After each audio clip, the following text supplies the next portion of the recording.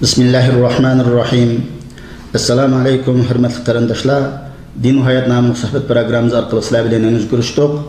Programmamizdagi navbatdagi bo'limida jamiyat va tashkilotlarning roli haqida to'xtalamiz. Men qarindoshlar Obul Qosim Ahmadi, programmamizdagi bugungi aziz mehmoni ustoz Sirojiddin Aziz bo'ladi. Bu din xalq uchun yaxshi xizmat qilish bir jamiyatning qurilishini taqozo qiladi. Chunki jamiyatsiz bo'lgan xizmatlar mukammal bo'lmaydi. Unda ekan, shu har xil jamiyatlarning qurilishining islomning hukmi nima? Jamiyatlarning ko'pligi islom va xalqqa foydali olib keladi yoki ziyonliqmi? Jamiyatlar ara hamkorlik qanday bo'lishi kerak degan masalalarni Qur'on va hadisning ro'yiga asosan yuritib berish uchun ustoz Siroj Najimni taklif qildik. Ustoz Siroj Najimdan ketgan uchun Allohdan ko'p rahmat tilaymiz. Unda bo'lsa shu jamiyatlarningki, ya'ni har xil ommaviy tashkilotlarningki islomdagi o'rni, buning roli haqida ma'lumot bergan bo'lsalar, marhamat.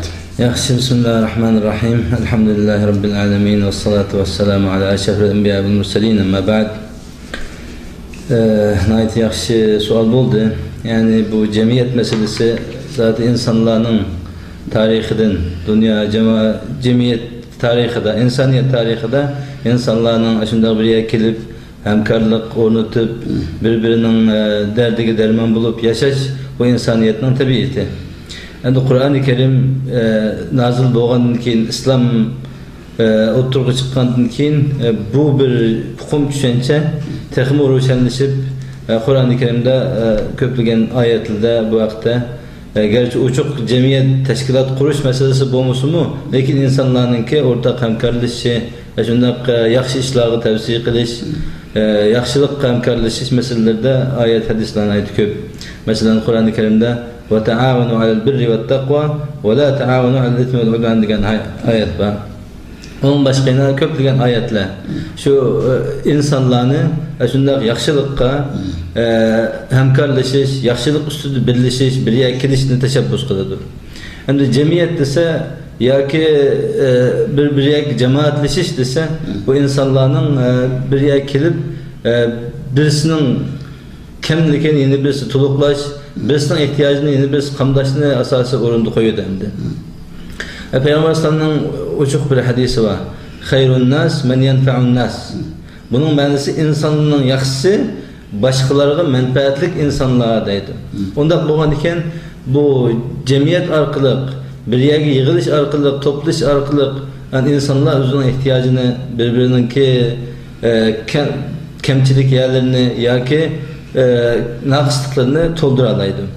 Şu asasda bu cemiyetler oturga çıkan. Unda hozirgi dünyada bir cemiyet desek, bu şu terakki qilgan devletler, terakki qilgan cemiyetlerden asaslығы bu şu cemaatçilik ve teşkilatta arqılıq terakki qilayotganligini his qilamiz. Mesela Avrupa'da desem, mesela Şveysariyada şunda kanun var ekan, 20 yaşdan 60 yaşgacha har qanday insan bedelsiz hizmet qilish mecburken, xuddi ba'zi davlatlarda askarlik mecbur bo'lgandek, Shveysariyada mu bedelsiz hizmet qilish mecbur qonuni var ekan.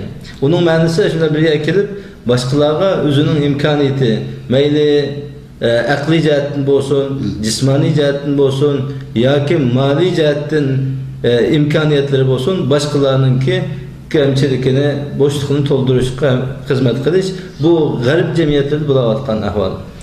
Lazım Uygur cemaatçilikide bu cemaatleşiş ya teşkilat kuruş bu meseleler endi bizning uzun müddetlik mustamlikada yaşaş, öz erkinlikimiz, öz fikrimizni o erkin halda oturup qo'yish imkoniyati bo'lmaganligi uchun bu Uygur xalqiga, Uygur musulmonlarga qarta bu cemiyet meselesi ve cemaatleşish xuddi bir yat istek yoki bo'lmasa bu o'tirdi bir yo'q masaladek kelayotgan hozir qadar. Ama yakın biri bu cemiyet kuruş, cemaatleşish, teşkilat işleri vatanın içinde bir imkaniyet bo'lmagan taqdirda endi chet elda de Uyg'urlar yashayotgan rayonlarda, xususan bu Türkiye, O'rta Osiyo, Avrupa degandek yerda jamiyatlarni aytib ko'p bo'layotdi. Ama bu jamiyat qarta bizning xalqimizningki tushunchasi Gerçi köp kişilerin yaxşı bolsumu, nəhayət köp vaqtlarda selbi yoki pasif halda turayotganligini his qilamiz. Əməliyyatda bu cemiyet meselesi pek mühim. Hem cemiyetke alayida ehemmiyet beriş ve bunun qarta köp hareket qilishga to'g'ri keladi. Buni albatta bir millatninki ichidagi yetimlarga xizmat qilish qilmoqchi bo'lsak, masalan, bu yetimlarga, yetim misrlarga xizmat qilish uchun bir jamiyat bo'lish kerak. Shunga o'xshash bir millatninki ta'lim, tarbiya masalalarini buni hal qilish uchun bir jamiyat. Yani jamiyatlar o'z oldiga bir-birini to'liqlab mang'adan boshliqda. Masalan, ba'zi asarlarni tarjim qilish xalqimizga buningda ayrim bir jamiyatlar bo'lish kerak. Bu jamiyatlar bu hozirgi davrda endi cemiyetsiz qilgan ishlar mukammal bo'lmaydi ekan, ko'rib yetyapmiz. Bu cemiyetninki hatta Peygamber Islam'ın bir hadisida so'zda bor. Peygamber Islam jahiliyet davrida İslam'dan o'tishdan burun ayda bir cemiyet qurilgan ekanda, şu zulmga qarshi cemiyet. Peygamber Islam keyin shuni og'ziga olib, shunda cemiyet bo'lgan bo'lsa, hozir men shu cemiyetga a'zo bo'ladim, shunda cemiyetga qatnashatdim degan mazmunda Islamning so'zi bor endi. Şunu bu cemiyetni bo'lişi albatta zarur, xalqimiz buni to'g'ri tushunishi kerak. Ammo bu cemiyetlarning o'tirisida, yani cemiyet ko'p qurildi bir qancha cemiyetlar, ammo buni o'tirisida hamkorlik qanday bo'lishi kerak? Hamkorlik bo'lmasa, bu cemiyetlarning ba'zanki bu masalada cemiyetlarning ko'pligi islom va xalqqa ziyon olib keladi deb qaraydiganlar bor. Yani bunu uchiq misol qo'ysak, masalan hozir Yemen masalasini ko'z oldimizga kelamiz hozir. Yemen'de o Husiylar bilan birleşip durup o Yemen'in sabık reisininki Ali Salih, Abdullah Salih. Ali Abdullah Salih. O bir sünni endi. Sünni mezhebideki adam. Bunun ergeç kültür sünni mezhebideki adam durup, yani Ehl-i Sünnet ve Cemaat karşı Şiiler bilan bir tarafta durup oluşundan kılvadı mesela. Aşırı bir cemiyet, küçük cemiyetin teşkilat kurup çıktı etrafımızda söyleyen meselelerde bu cemiyet demeleri bir bütün milletke hizmet kılıştın, milletke ziyarlık yapıp kelgan taraflar mı var endi. Şuna bu muşunun aldığını edişimiz için bazı bütün basatlar özara ixtilafının aldığını için cemiyetler ara hamkarlık qanday bo'lishi kerak. Bu haqda tushungan bo'lsalar. Bu asli cemiyet dese bu cemiyetler birbirinden hamkarlaşıdı. Davamlıq birbirini to'liqlaydi baş degandek. Endi bu siyasi maqsadda qurilgan bazı cemiyetler, teşkilatlar yoki partilerning meselesi bu haqiqiy yaxshi niyat bilan qurilgan bir millatni, bir cemaatni yoki bir teşkilatni haqiqiy rivojlantirish, xalqning ehtiyojini qamdash yoki xizmat qilish niyatida bo'lsa, bunda ishlar chiqmaydi. Aslning asosi buzuq bo'lgan cemiyetler, teşkilatlar yoki muayyan bir nishon maqsadda, mayli siyosiy bo'lsin yoki moddiy g'araz bilan bo'lsin, qurilgan teşkilatlardan yaxshilik kutish mumkin emas. Ama biz irade qilgan, biz xohlaydigan cemiyet haqiqiy turda bir millatning, bir cemaatning yoki bir cemiyet ammaninki o'rtaq manfaatini himoya qiladigan, uni yaxshilik qiladigan yoki bir millatni taraqqiy qildirish uchun qurilgan cemiyetlar ustida to'xtalsak, bularda hamkorlashmay mumkin emas. Hamkorliksiz cemiyet bo'lmaydi. Cemiyetning ma'nosi hamkorlashish. Ya'ni bu ilqidagi badalsiz ixtiyoriy xizmat qilish meselesi bu İslam'ın asası boğaçka. Bu cemiyet arkalık insanlar kılıdı. Yani cemiyet arkalık insanlar kimnin nemige ihtiyacı var, kimnin marif ihtiyacı var, kimnin yardımga ihtiyacı var. Şunu insanlar özara bir keliş arkalık, şundan bir cemiyetke a'zo bo'lish orqali yoki uni qo'llash orqali o inson o'zini qiladi, haqiqiy ehtiyojni qamdaydi. Endi hozir biz o'sha Uyg'ur jamiyatida nurg'un tashkilotlar, jamiyatlar bor, biz Uyg'urlarni asos qilsak. Endi Uyg'urlarga eng yaqin mayli millat jihatdan bo'lsin, til jihatdan bo'lsin, ham dindosh Türkiye var. Türkiye'ni biz misal qilib aytilgan bo'lsak, jamiyatning ko'pligi yoki ozliqda. Yani bu jamiyatning ko'pligi insonlarning o'tirdi bir ziddiyatga, to'qinishga sabab bo'lgan narsa emas. Asli jamiyatning ko'pligi ehtiyojning yüzüden bo'ladi. Masalan, men bu meselede Türkiye'deki cemiyet tertibi, cemiyetleşish, yani bu teşkilatlarının sani, onların hareketleri to'g'riliq biraz izlendim. Mesela bu Türkiye dünyada cemiyetinin köklüğü, teşkilatlarının köklüğü de alaydı bir devlet deyişki buludu iken. Mesela 2000'li yıllarda Türkiye'de muşu meyli hemkarlık cemiyeti ve başka her xil cemiyetler teşkilatlarının sani takriben 56 mingdan 60 ming etrafı iken bir 6 yıl jarayonida 2006-2007 kelgan vaqtida bu cemiyetlerin sani 160 mingga chiqibdi. Yani bir Türkiye'de 2006'da 160 ming cemiyet var iken, ondan keyin qanchalik ko'paydi o ma'lum, bizga ma'lum emas. Ama shuncha ko'p cemiyetler nima ish qiladi? Bu qanday bo'ldi? Masalan, bir İstanbul'da 14-15 milyon adam yashaydi deymiz. Şu bir İstanbul'da 17 ming tashkilot var iken. Bir İstanbul şehrida.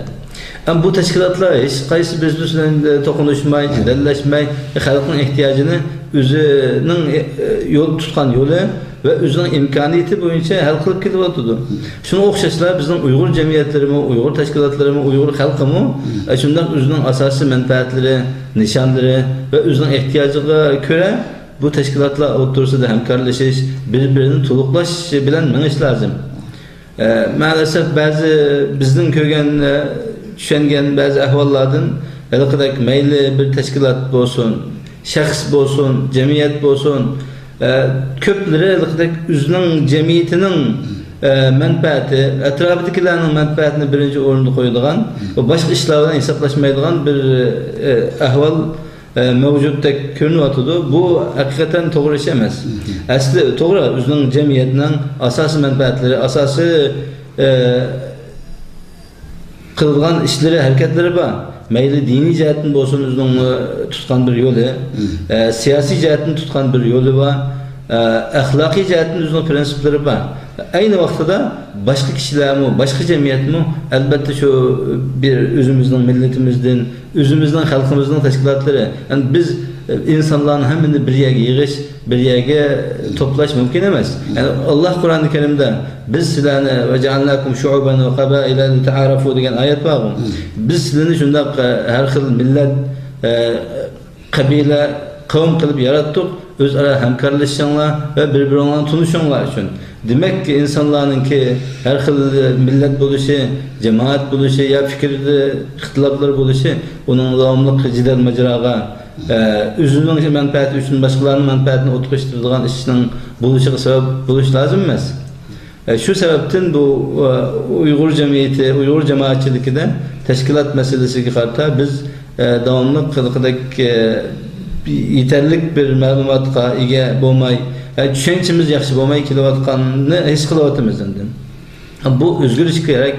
Biz şunda mesela Türkiye'de yaşayotqanlar, Türkiye'deki insanların cemiyet karta, teşkilatlar karta nima ish qilyapatganligini bilishimiz lazım. Yani mesela bu Türkiye'de ticaretçiler uyuşması cemiyeti var, işçiler uyuşması var, hayvanların hukukunu himaye kıldıgan teşkilatlar var. Şunun nurgun sahadaki teşkilatlar var iken hemisi birbirlerine cidelleşmey, uğraşmay kilotudu. Ama bu siyasi teşkilatlar, partilerin ki cidel maceraları bu umumi bu halkının ihtiyacı karta kurulgan hemkarlık cemiyetleri, teşkilatlarının onunki tutkan yolu başkandı.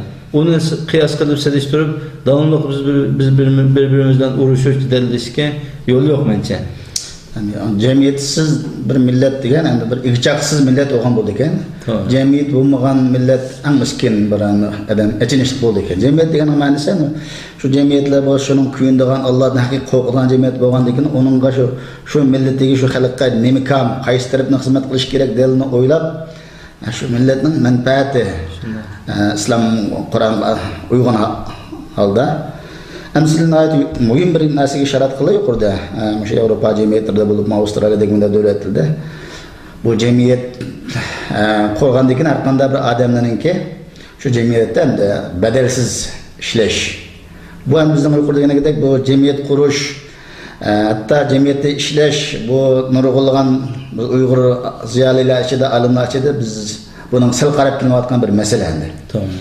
Onun alayda cemiyet kuruşunu bazıları to'g'ri topmaydi, hatta o teşkilat siyasi o başka gap.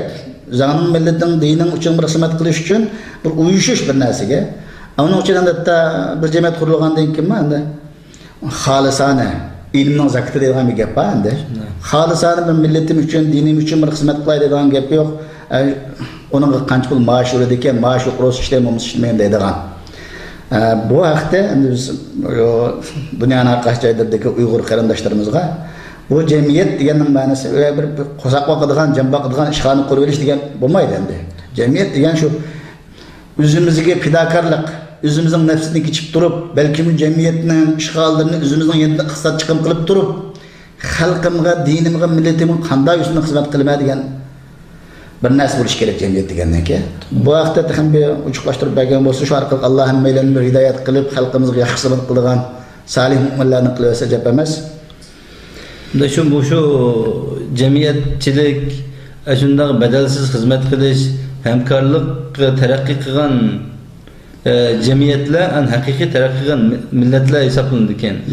Qaysi bir jamiyat, qaysi bir rayonda yoki davlatda mushu badalsiz xizmat qilish, boshqalar qartaliqdek ixtiyoriy xizmat qilish, yordam xarakterli ishlarni qilish, o'z imkoniyatini boshqalarga xizmat qildirish ishi taraqqiy qilgan millatlar o oldin qatorda ma'noda ekan. Bu badalsiz xizmat qilish, hamkorlik ruhi yalnız bu İslam dininden emas. Bundan burunqi samaviy dinlarda, millatlarda, insonlarda bu nəhayət köp ko'rilyotdi. Yani bu bir qancha biz misollarni köp so'zlab beradi imkoniyatimiz yo'q, vaqt masalasi bor. Shuning uchun bunun qarta biz ixchamlaydigan bo'lsak hepimizni, zodi har qanday bir millat taraqqiy qilishni, bu dunyoda bir kishilik o'ringa ega bo'lishni xohlaydi ekan, albatta o'zining aqli, puli, bilimi, cismi, vakti hamma narsaning hech bo'lmasa kunda birer saat bo'lsin, ya onunca ko'proq bo'lsin imkoniyati qilib boshqalarning manfaati uchun, umumning manfaati uchun xizmat qildira oladigan bir ruh paydo bo'lsa, bundaq bir millat, bundaq bir insonda haqiqiy insonlikning lazzati, haqiqiy insonlikning ma'nosini tetiy oladi. Ammo bir kishilik o'zimning hayotini yashayman, boshqalarning ishim yo'q. Cemiyet, teşkilat, cemaat degan hammasi quruq ish.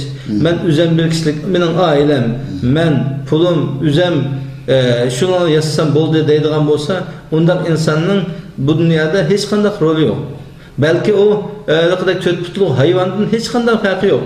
Faqatlam shakli inson hayvonotlar qatorida sanalsa bo'ladi. Yalnız bu musulmonlarda emas, dinsizlardimi, kuffarlardimi shunday hamkorlik, birbirinin derdeki derman buluş işleri bulavatıdı. Garip tuğu naydı köp. Mesela bu şey Afrika'da neçe minliğin insanlar, doktorlar, injinerler, baylar, özünün öylerini taşlap aşağıda hizmet kılıp, yılıqda kembekallerini davalaş, her xil işlerini kılıvatıdı. Yani bundak bir ruh, hakiki bir mümin Müslümanda elbette teximi köp buluş lazım ve bizim Uygur cemiyetinde teximi köp buluş gerek. Nemişka biz millet başkalarına okşamayız. Bizden ihtiyaçlarımız köp, kemçiliklerimiz köp. Biz hakiki türlü bir millet sübütünden kelgüsüge bir yaxşı kadem başlaş ve özümüzde ispatlaş ve özümüzden hukuklarımızı başkalardan tartip edişini xalaydikenmiz. Elbette biz özümüzü her taraftan yitildirişimiz ve bütün gücümüzü bu şundak umuminin, cemaatinin, halkının, milletinin, musulmanlığının, dininin menfaati için hizmet kıldırılığından buludu. Şu sebepten köp meseleler, selbi taraflar var bizde ama icabi taraflar mı köp, hizmet kılatkallar mı köp ama bu yeterlik emez. Teximi köp buluşka, teximi tırışıklık erziydi bizden işlerimiz. Köp rahmet Allah köp ecri versin. Bu halkımız içinde salqarla kirvatkan bir meseleydi. Bu arakalık Cenab-ı Allah bizne ve anlayan karandaşlarımızla to'liq hidayet qilib qolsa gap emas. Hurmatli qarindoshlar, programmamizni bu yerda oxirlashtiramiz. Program uchun qimmatli vaqtingizni berganingiz uchun ko'p rahmat. Yaxshi soatlardan uchirish umidi bilan har biringlar bilan xo'shlashamiz. Xayr, xo'sh, salomat bo'linglar. Assalomu alaykum va rahmatullohi va barakatuh.